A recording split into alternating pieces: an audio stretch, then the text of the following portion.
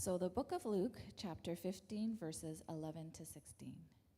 Jesus continued, "There was a man who had 2 sons. The younger one said to his father, 'Father, give me my share of the estate.' So he divided his property between them. Not long after, the younger son got together all he had, set off for a distant country, and there squandered his wealth in wild living. After he had spent everything, there was a severe famine in that whole country, and he began to be in need. So he went out and hired himself out to a citizen of that country who sent him to his fields to feed pigs. He longed to fill his stomach with the pods that the pigs were eating, but no one gave him anything." Thanks, Doreen. Well, good morning. Welcome to church. If we have not met, my name is Amy. I'm one of the pastors here, and I'm really glad that you're here this morning because I want to share a moment from my childhood with you. I remember very clearly the afternoon, the injustice I experienced at 7 years old.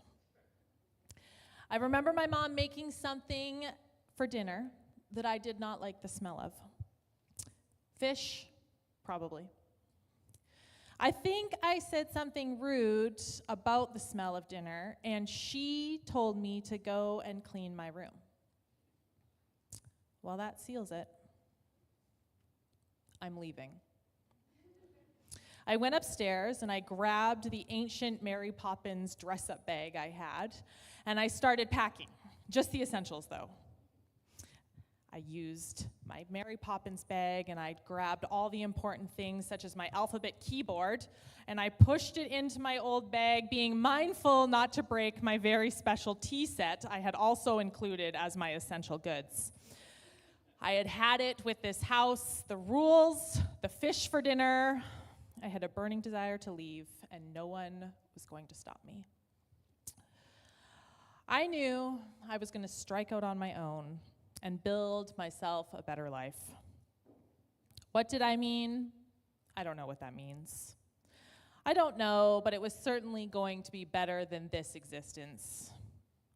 I was going to build myself a new house. Where? I didn't know, but it would be way better than this house because we wouldn't cook fish. My parents eventually came upstairs, both of them, and I knew this was a big deal because I never got the full court press at the same time unless I was in a lot of trouble.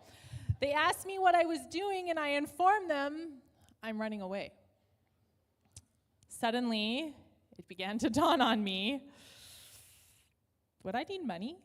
I might need money. How would I get anywhere? We lived really far outside of town. I suddenly realized that I didn't really have a plan. I didn't have any food, and I didn't have a map. I just had a tea set and an alphabet keyboard. They told me that they were sad and that they didn't really want me to leave, and they wished I wouldn't. But at the time, the burning desire within me to leave home felt so real. I wanted out. I wanted freedom. I was convinced I could build myself a better life than what I had, something that didn't involve chores or fish or rules. But I also remember my voice cracking a little bit. I busied myself trying to fit my alphabet keyboard into my bag, and I said, I don't want to run away, but I have to. And I think things get a bit blurry after that, but I remember them inviting me to stay for dinner, and I could decide after that, which is probably a good idea because I didn't really know when I was going to eat next. But thankfully, they knew me better than I knew myself, and they knew that probably this whole thing was going to be solved with a boost to my blood sugar. All the low blood sugar people in the house. Hangry? Yes. Okay. Would probably be solved and a good dose of distraction. And guess what? I never followed through on my master plan to build myself a better life. And I can laugh about it now, but at the time, that felt so real. And truly, that 7-year-old impulse just never really fully disappeared. That running away to a better life, there must be something better than this, it kind of just grows up with us. And the water slide I had imagined in my mind that I was going to have on my house changed over the years. But that same relentless desire to leave and find something better lives deep within the human heart. A longing to be our own, fueled by a sense of righteousness or injustice, to think there must be something better than this, to leave behind the place where we came from, the people who love us, the boundaries that feel restrictive, and to go build something better on our own terms. Part of that is natural. Psychology would say as you age, there is a coming of age where you are ready to leave the nest. But what happens when we're 30, 40, 50, when the burdens of life suddenly feel so great and too restrictive, and what are we longing for? Freedom. And Jesus knew that. That's why he told this story. There was a man with 2 sons. And today, as we continue our series titled Prodigal Grace, we're going to take 5 more weeks, including today, to look at this stunning story. And these next 5 weeks, I want you to think of it kind of like a diamond. That the more you turn it, the more facets you discover and things that you didn't see that just make the beauty even greater. And we're starting today with the younger son, which in some ways feels like a real softball. It feels like, isn't this what the whole story is about, is the younger son? But my hope is that we would dive deeper beyond the surface level, the low-hanging fruit of like, oh yes, he ran away, wasn't that foolish, and then he came back and God loves him, isn't that great? We're the younger son. Spoiler alert. That's my sermon, the end. But that we'd go beyond the surface level, and by the end, we'd have a deeper understanding as it personally applies to the human condition, but even more so to the grace and love of God. So, let's begin.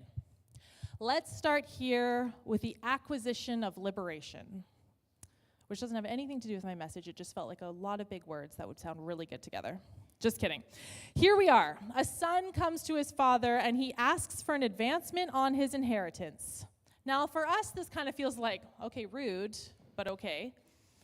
But in the ancient patriarchal society that this story is set, the son demanding, you may have heard this if you've been in church for a while, demanding that he wanted his share of the inheritance was equivalent to saying, I wish my father was dead, give me what I'm owed. Have you ever longed for that kind of escape? The one where your current reality was no longer, and now you could go and do whatever you wanted. And this son is saying, I want nothing to do with you. I just want what you can give me. And the father's response, which when we read these verses is very easy to skip over because it's just one simple line, but it's neatly packaged in there. And the usual response that one would expect in this society at this time would have been something closer to blows, a physical punishment, or being cast from the home for such disrespect. But that is not what happens here. The immense sorrow of the father can be easily overlooked because this is not simply dividing up a stock portfolio. I'll sell that off and I'll give it to you. No, that this time what the younger son is asking for, being the younger son out of 2, is 1/3 of his father's estate. All the father had owned, meaning he would have had to sell off land and livestock and whatever else this looked like, but it was no small thing. It completely changed all of this family's life. And what makes it even more painful to read is that the father didn't give this begrudgingly or exchange angry words. He willingly gives it to him. And the word that's used here in the Greek that says the word he used for property is actually the word bios, which means life. Luke, when he wrote this down and as Jesus spoke these words, what he is actually saying is he divided up his life. Jesus didn't use the word for capital. He didn't say, here's part of my property. He said, this father gave of his life for his son. And the son is saying, you've raised me, you've given yourself of me, now tear the life you have so shrewdly built apart and give me what is mine. And this is the painful reality, is that the father is just a means to an end for his son. He does not care for his father. He doesn't want a relationship with his father. He says, give me what I want. So the son gathers up his inheritance and he leaves. So he sets off to a distant country in the pursuit of freedom. And now this looks very different to us today than it did 50 to 100 years ago even, that this is just so much more unknown. It wasn't like we have now where we have FaceTime and air travel, and I've already researched all the best spots, and I found somebody's couch I'm going to sleep on a thread on Reddit. It's none of that. To leave home is a hard analogy for us to understand because of the current society we live in. Not to mention, Disney movies have made this narrative very tricky because they're all about being brave and going far from home and coming back victoriously, and the whole family celebrates. But for today, we're going to suspend our Moana ambitions. Okay? This is not how far I can go with a chicken and a pig. Okay? However, I do want to state something very clearly. When I talk about running or returning or surrendering in this message, I am not talking about returning to abusive situations. I am not talking about excusing environments that have harmed you. Some of us have been deeply wounded when we talk about home or a father or a family or even a faith community, and that's real, and I want to let you know that is not what I am speaking about. The home I am talking about today is not a place of coercion or control. It is the heart of a good father, one who doesn't force us back, but runs towards us with open arms. And my hope is not that I would minimize pain or make you feel like you were in the wrong for some of the decisions that you have had to make under duress, but to point to the healing presence of a God who invites us home. So, continuing on to understand the depth and the context of where this story was set and who would be hearing it. In this story, when he is leaving home, your entire inheritance would be aptly, when you ask for your entire inheritance, it would be an apt communication that you have no intention of returning. You are not coming back. It is an additional slap in the face to his father, but also his family and his community. Because leaving would imply, in a society where families stick together, where you marry, you stay close. Sometimes, as we had talked about in a sermon a few weeks ago, a Jewish family, the husband would build a new home onto the back of his parents' property, and his wife and him would create a new life there. So you can imagine a lot of this whole situation is all very close. This family is close. And so you would contribute to the family business or the family farm or whatever that is, and to leave it communicates a rejection of your home, of your community, of where the son was born, where he was raised, where his family sacrificed for. It is an abandonment of the most precious traditions and cultivation of his norms, of his larger community, of saying, that is not for me. All of this that you have put into me, I don't want it. I do not have a home here that is suitable for me, so I will go find something better. That is what the younger son is saying. Why? This place was no longer serving what he wanted to achieve, and we, as a society, can kind of understand that, can't we? Because generally, as a society, we take one of two paths to happiness. It is moral conformity versus self-discovery. One abides to the standards set by the community, believing that life lived this way and keep running the plays will get you where you want to go. You will abide by the traditions and norms and societal standards. The other one, the Moana version, this paradigm holds that individuals must be free to pursue their own goals and self-actualization, regardless of custom and convention. In this view, the world would be a far better place if hierarchical authorities, tradition, and other barriers to personal freedom were weakened or removed. So the younger son takes his money and he sets off to a distant land. He is now free. This is what I'm talking about. Freedom, and we're all about freedom in the Western society, aren't we? God, keep our land glorious and free. In the land of the and the home of the brave. I won't make you say that one because that was off script. But we're all about freedom. Freedom is the ultimate happiness. Freedom to choose what the community thinks is best versus I'm the only one that can choose for me. We are option B. So how did we get there? I'm going to go through a short history, very short, because history can be dull sometimes, unless you're Jordan Baker, who loves history and watches history documentaries and reads history books. He also falls asleep while reading them, but I won't tell you guys that, it's a secret. Anyways, there's a short history here. Let's look at ourselves in the idol of freedom and how much we value freedom. We often think of freedom as the ability to choose for ourselves with no limits, no constraints, nobody telling us what to be or who to be. But that isn't always how freedom was understood.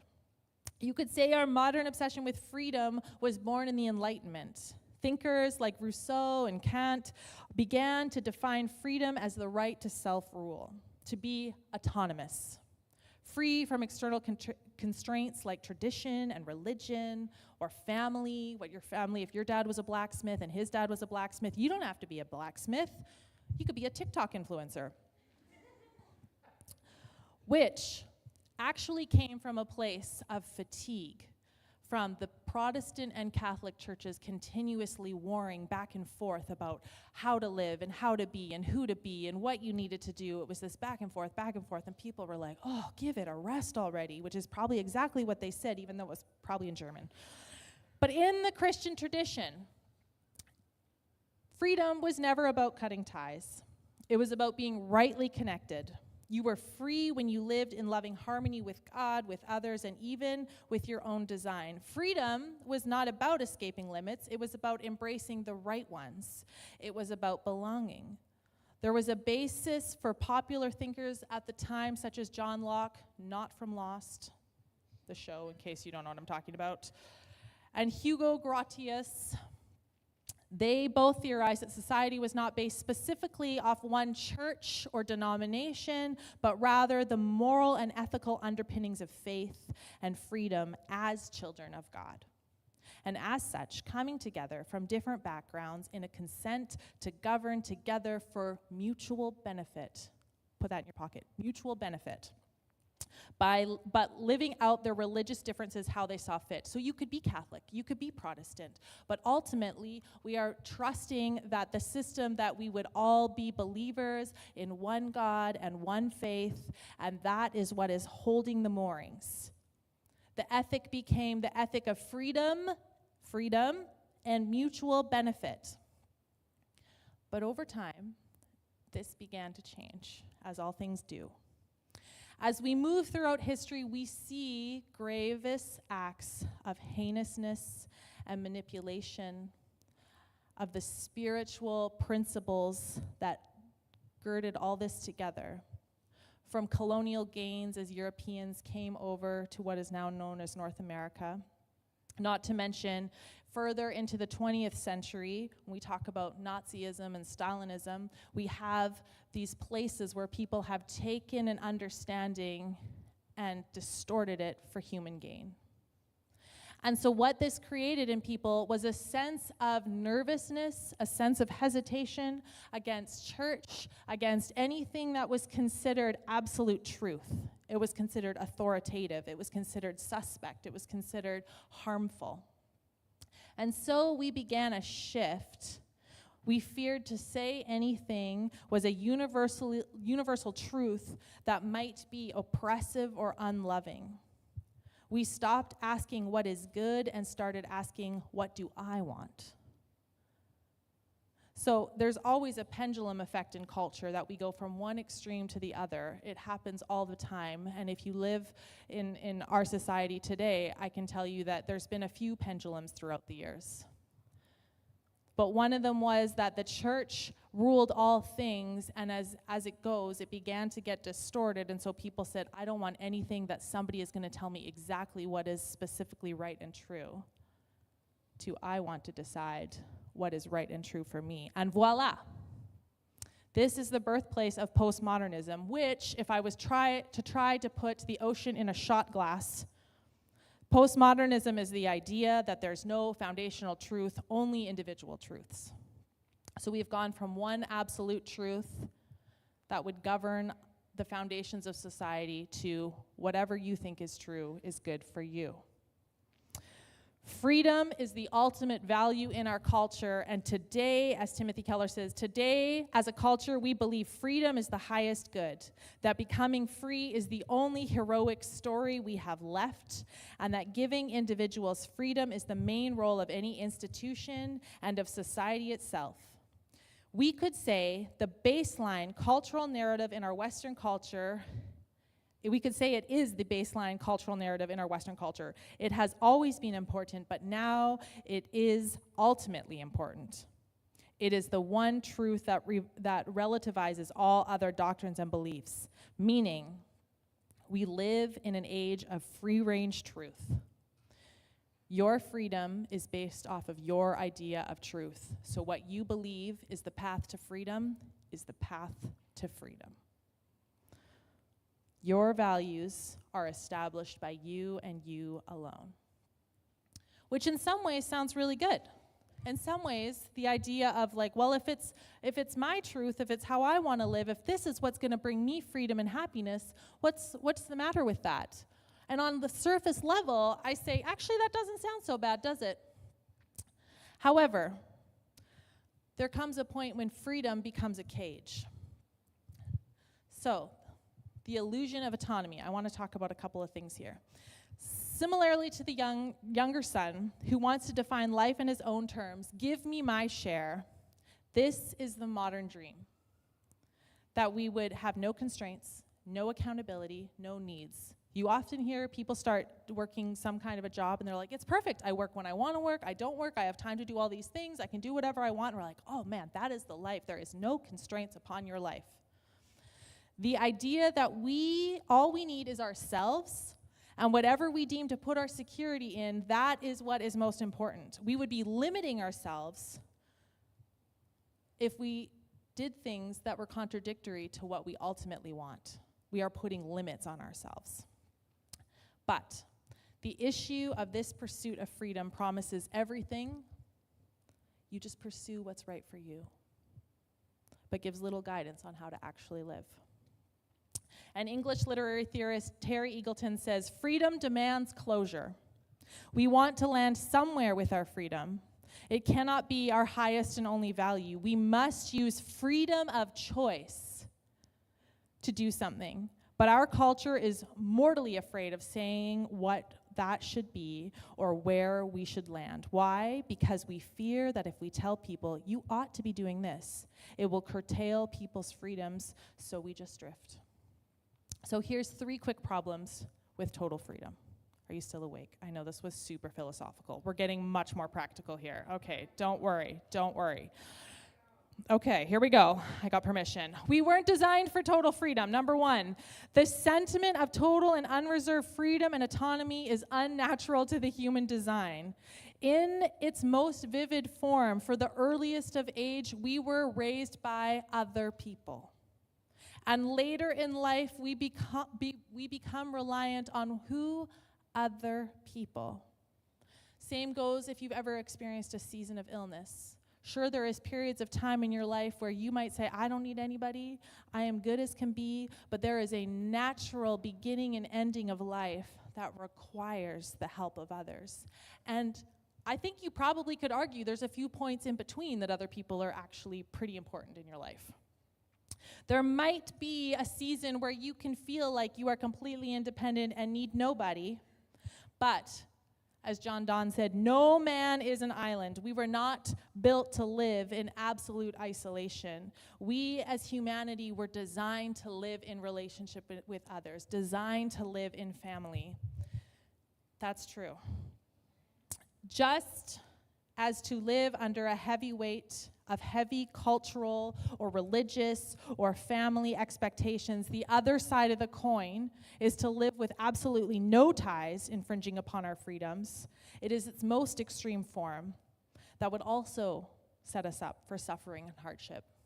Again, the pendulum, high control of cultural or family or societal norms versus whatever I'd like. We were not designed for either one of those. Freedom cannot stand alone. The common view is that the only view should be that freedom for all, and the only sin is bigotry or intolerance, things that bring harm to others. Friends, this only works if we agree what harm is. But when we cannot agree on what harm is, because if I say, that's good for me, it is no longer a harm for me. Our society, we watch people just try to merge, guys. We can't decide how to merge our cars, let alone decide on what is good for society. I am not an aggressive driver, I promise, but merging is the one time that I get really self-righteous and I'm like, to the end. Zipper, okay? We as a society cannot say, you do what's good for you, and then struggle when we say, that's not good, not good. Because it depends on other people. All our rhetoric of freedom and choice is a false mirage because it is dependent upon one another holding up the standard of what good is or what harm is. And lastly, individual freedoms eat away at society. And this isn't meant to fearmonger, but this is meant to draw our attention if we just play these things out a little bit. With freedom being the ultimate happiness trap, it will cause individuals to pull away from anything that causes inconvenience or infringes upon our freedoms. What are those things? Relationships, responsibilities. We will no longer think about community. We will think about ourselves, because patience and sacrifice and long-suffering, and grace, and love, and donation, and all these things, they are things that require us to curtail our freedom. And if we think about some of the most beautiful parts of our society, they come out of a place of sacrifice. Everything from children. There is parents who are upstairs and over here right now that are with their small children, which you can say thank you because we can hear them through the wall. Think about how much louder they'd be in here, but they are sacrificing their personal comfort to be with their children. There is volunteers downstairs who are with your kids so you can be up here quietly and not fishing goldfish crackers out of the bottom of your purse. There is beautiful parts of society that are based on sacrifice. We miss out on some of the most beautiful freedom that comes with constraint. It is relationship, both in love and friendship and family. And Tim Keller puts it in a really beautiful way that he says, freedom is corrosive to enduring, loving relationship.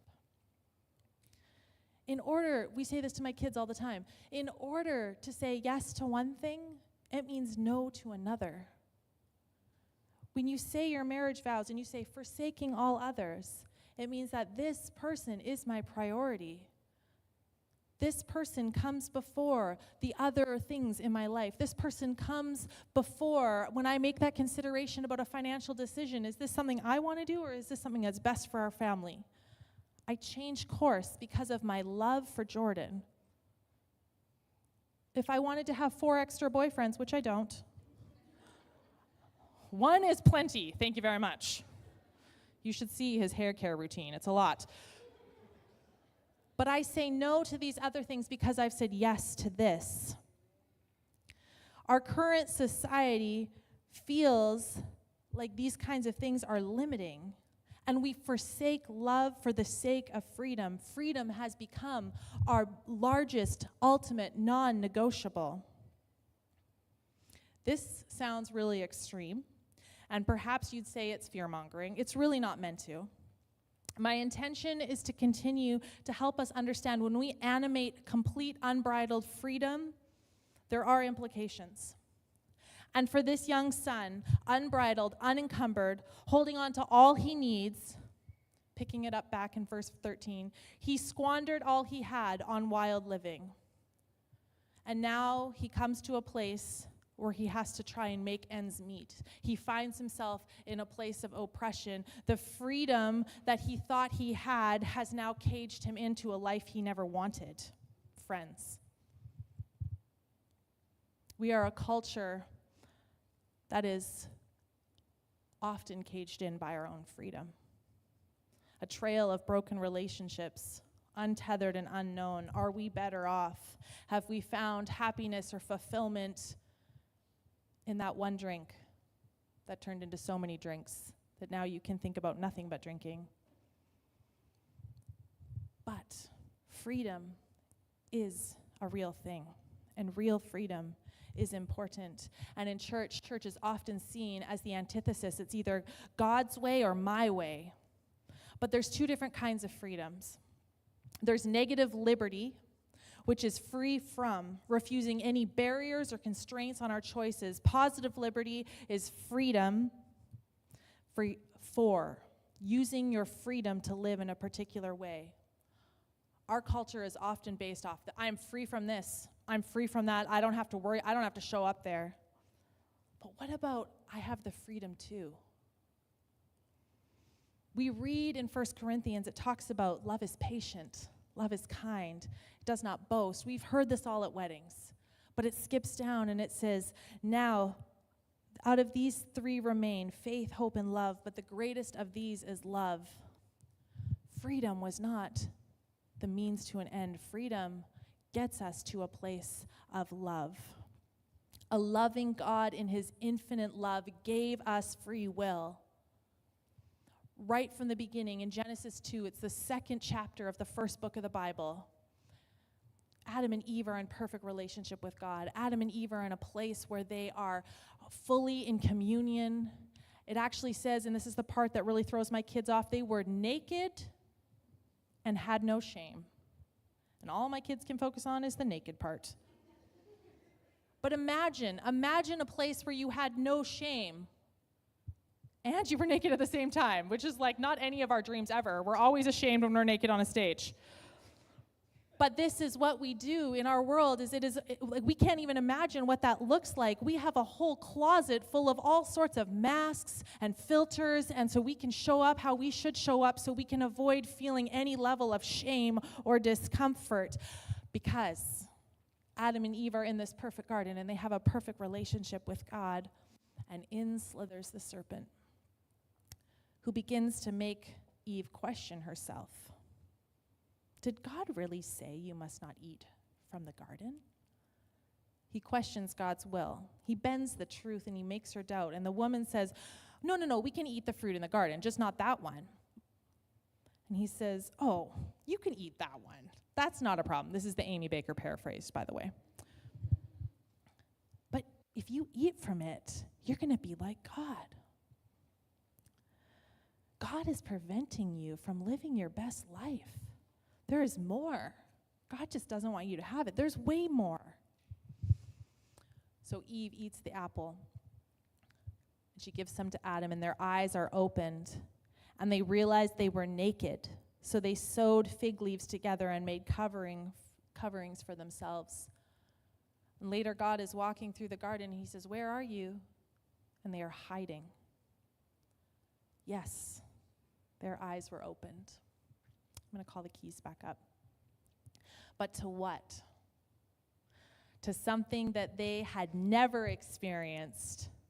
And goodness, what an experience. More shame, more distance, more pain. They had actually become less, not more, less secure, less loving, less patient. This is where the serpent slithers in. Adam and Eve experienced shame when they bit the fruit. The young son takes the riches of his father, the gift of extravagant, otherworldly love, and goes far outside where it was intended to operate and squanders it. Apart from our identity and our source in God, there is another anxiety, a desperation, a covering of shame, a toiling to make it. To make what? We're going to cover ourselves, we're going to toil, we're going to justify ourselves. But friends, in right relationship with God, there is no shame. There is no shame in right relationship with God. So how do we get there? What is the antidote? If we know we are loved, why do we still run? Why do we strike out on our own and assume God is holding out on us, or believe that his ways are somehow wrong? Is it that we perhaps have made our freedom our God? The old voice in the garden, the one that still whispers, the one that told her she could be just like God. The voice came for Jesus in the wilderness too. Jesus is out in the wilderness, and that voice says, "You're hungry? Just turn these stones to bread. Throw yourself down, worship me, and I'll give you all the kingdoms."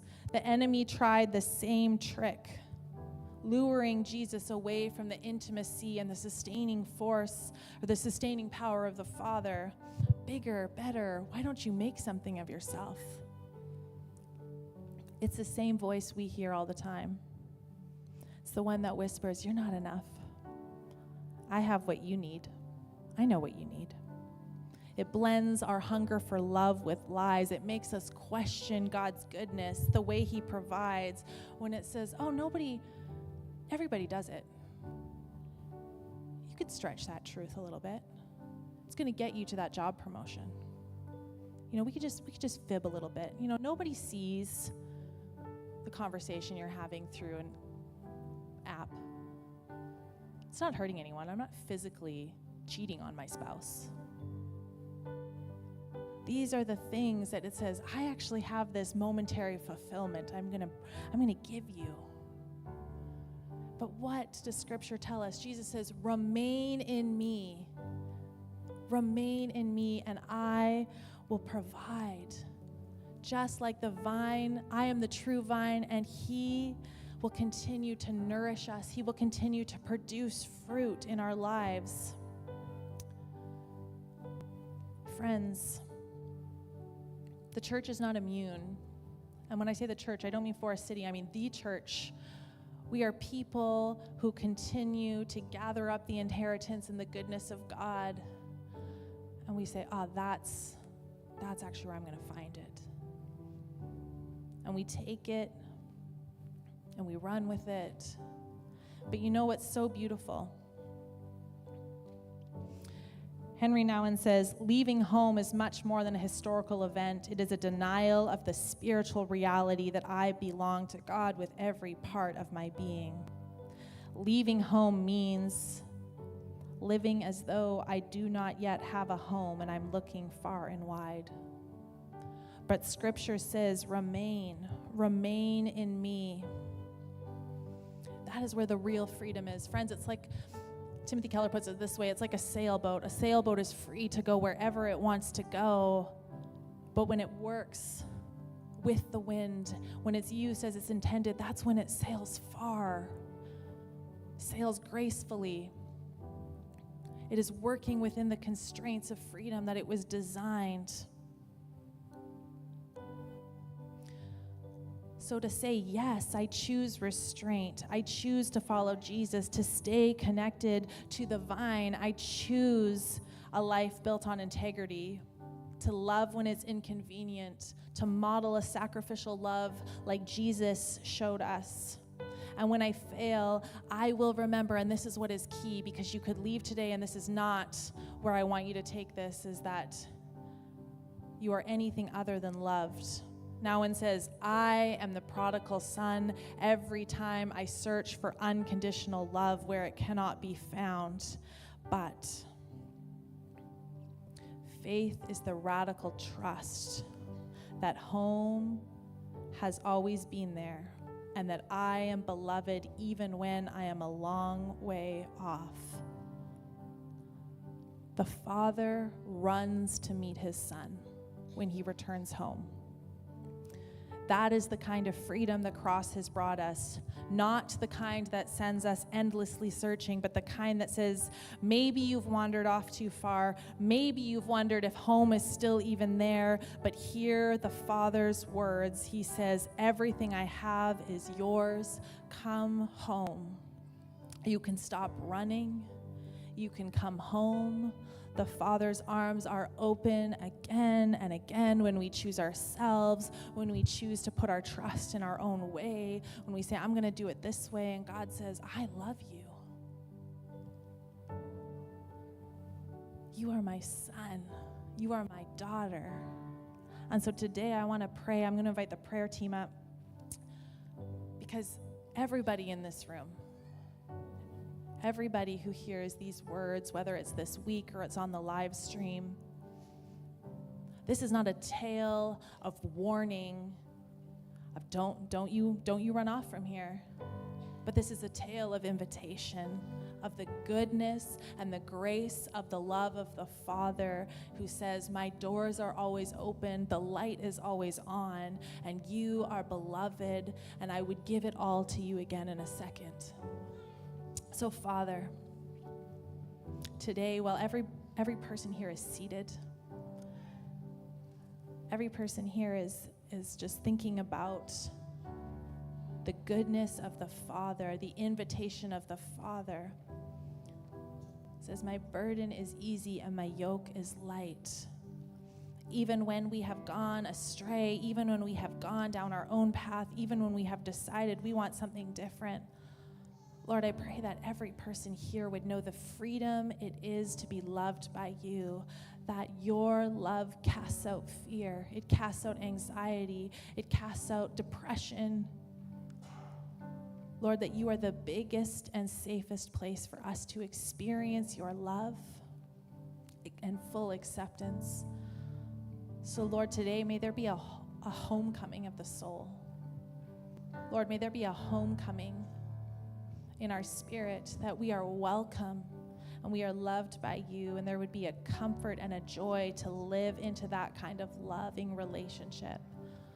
May constraint not be met with resistance, but trust. We thank you, Lord. We love you. Amen. You can go ahead and stand.